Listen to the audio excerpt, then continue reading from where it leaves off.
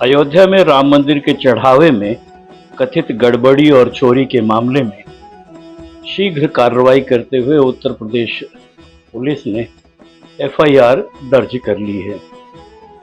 यह एफआईआर राम जन्मभूमि तीर्थ क्षेत्र ट्रस्ट की ओर से कराई गई है। ट्रस्ट के सदस्य श्री कृष्ण मोहन की तहरीर पर मामला दर्ज किया गया। पुलिस ने इस मामले में कुल 8 लोगों को नामजद किया है।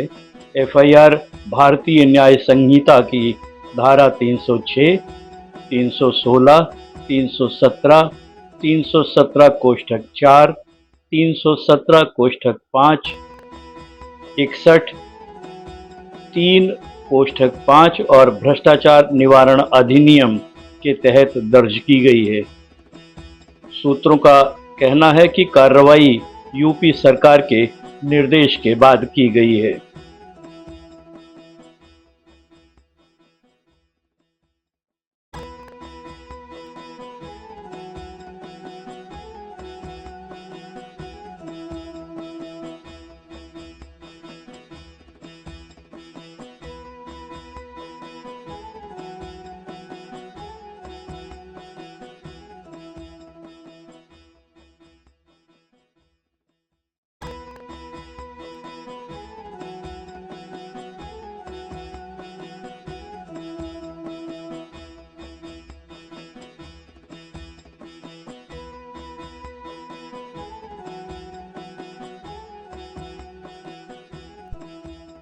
जैसा कि पहले बताया जा चुका है, मुख्यमंत्री माननीय योगी आदित्यनाथ जी ने कहा था कि सिट की निष्पक्ष जांच से दूध का दूध और पानी का पानी होकर रहेगा और दोषियों को बख्शा नहीं जाएगा।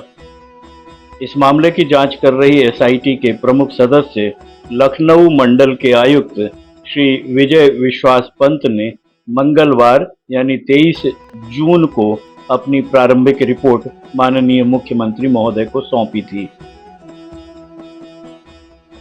जो एफआईआर दर्ज की गई है उसका विवरण इस प्रकार है।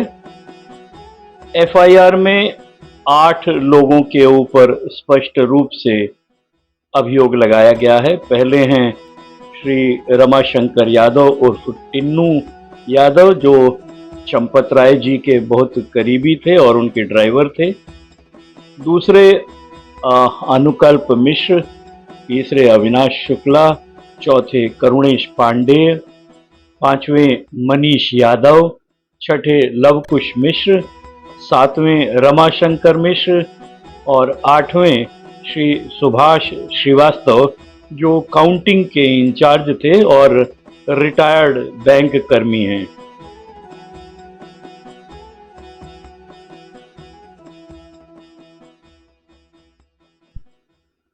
तो इस पूरे प्रकरण में राम मंदिर की दान राशि के गबन के मामले में अब तक 8 गिरफ्तारियां, या जिसको कहते हैं आपने पुलिस कस्टडी में 8 अभियुक्त ले लिए गए हैं।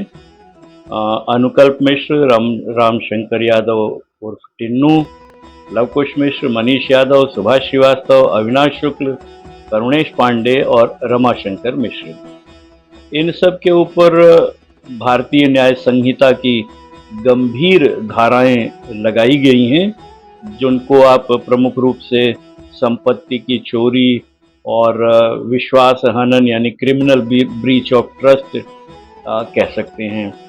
और इन लोगों का चोरी का तरीका प्रमुख रूप से दान पात्रों की चाबियां, ऐसा आरोप है कि ये लोग अपने पास रखते थे और दान में मिली नकदी की गिनती, कैश काउंटिंग के दौरान ही ये पैसों का गबन किया करते थे।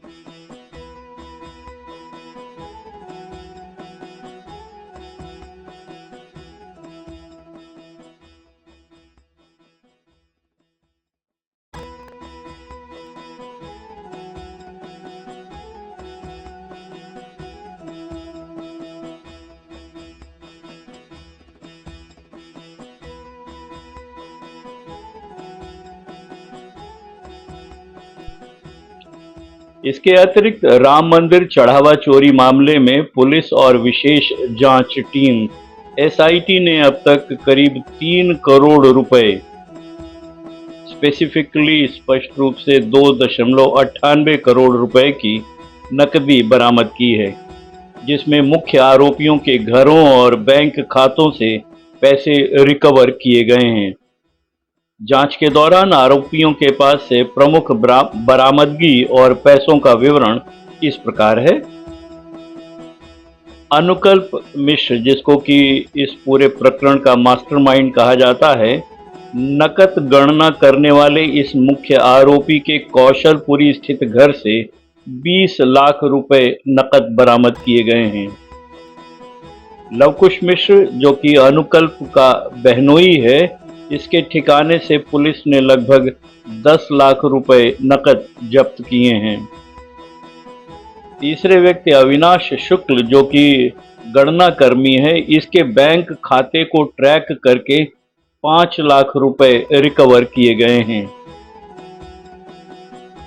मनीष यादव और अन्य आरोपी, इनके पास से भी चोरी की कुछ नकदी बरामद की गई है। इसके अलावा बेहद कम वेतन पाने वाले, यानी कि 15,000 से 18,000 रुपए प्रतिमाह जिनको वेतन मिलता था, उन कुछ कर्मचारियों द्वारा हाल ही में 40 लाख से 1.5 करोड़ रुपए तक के प्लॉट या जमीन खरीदे गए हैं। तो इस बात को सामने आने के बाद में पुलिस ने उन्हें भी अपने जांच दायरे में ले लिया है।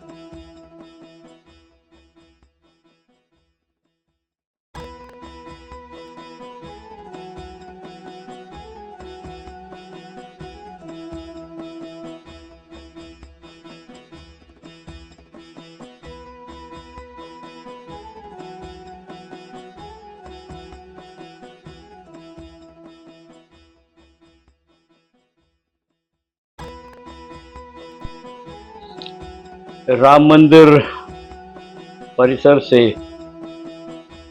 भक्तों द्वारा चढ़ाए गए दान की इस गबन या इस चोरी के प्रकरण में एफआईआर तो दर्ज कर ली गई है और आशा है कि पुलिस इस पर शीघ्र कार्रवाई करेगी और इससे छुपे जो अन्य लोग हैं या जो तार हैं, उनको भी शीघ्र बेनकाब करके समाज के सामने लेकर के आएगी।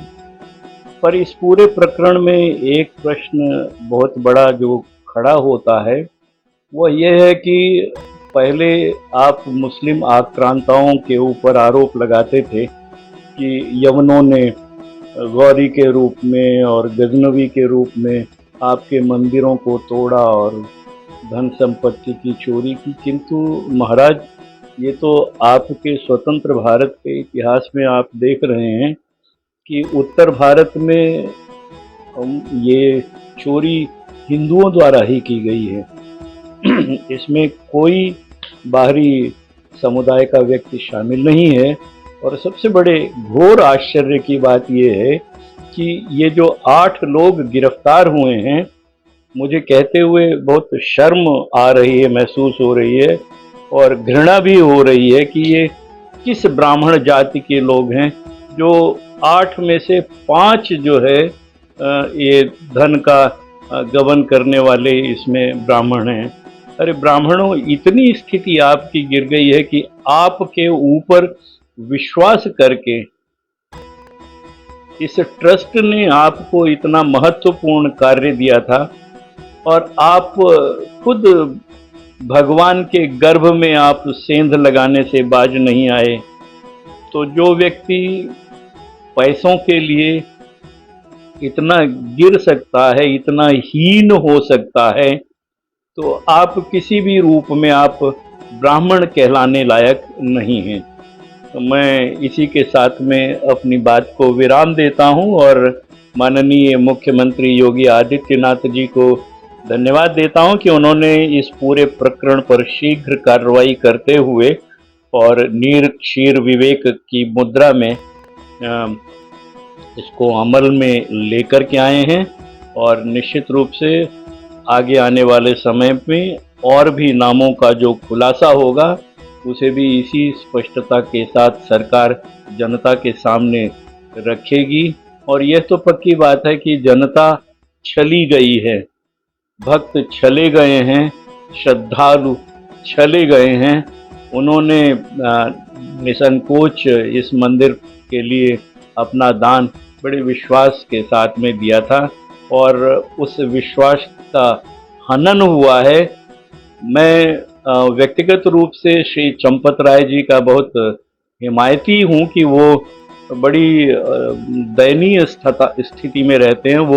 वो पैसे से बहुत दूर रहते हैं। उनके बारे में कहा जा सकता है कि जिस तरीके से श्री रामकृष्ण परमहंस जी का जीवन था कि अगर उनको कभी कोई सिक्का जो है पैसे का छुआ दिया जाता था तो उसमें बिजली के करंट सा जो है अनुभव होता था और वो बाहर चला जाता था। तो चंपत राय जी के ऊपर पैसे के गबन का मामला तो तनिक नहीं ठहरता, किंतु यह आयु के साथ में ज़रूर बनता है, एक कलंक के रूप में, चंद्रमा के कलंक के रूप में उनके ऊपर रह जाएगा कि उनकी देख रेख में इस तरीके की दुर्घटना घटित हुई है। कहीं कोई न कोई ऐसी बात हुई है जिसका संज्ञान नहीं लिया गया या अति विश्वास पात्र मान करके उनको ब्लैंक चेक दे दिया गया कर्मचारियों को। उनके ऊपर निगरानी निगाह कोई रखने का प्रयास नहीं हुआ और इस गलती के इस कलंक को लेकर के वो निश्चित रूप से पूरा जीवन जिएंगे। हालांकि व्यक्तिगत रूप से मैं फिर कह रहा हूं कि मुझे चंपत राय जी की विश्वसनीयता, उनके जो है उनकी सच्चाई और उनके तमाम बातों पर बहुत फख्र है, बहुत गर्व है, किंतु यह आरोप तो उनको लेकर के जाना पड़ेगा। इन्हीं विनम्र शब्दों के साथ सुधेंदु ओझा को इजाज़त दीजिए। धन्यवाद।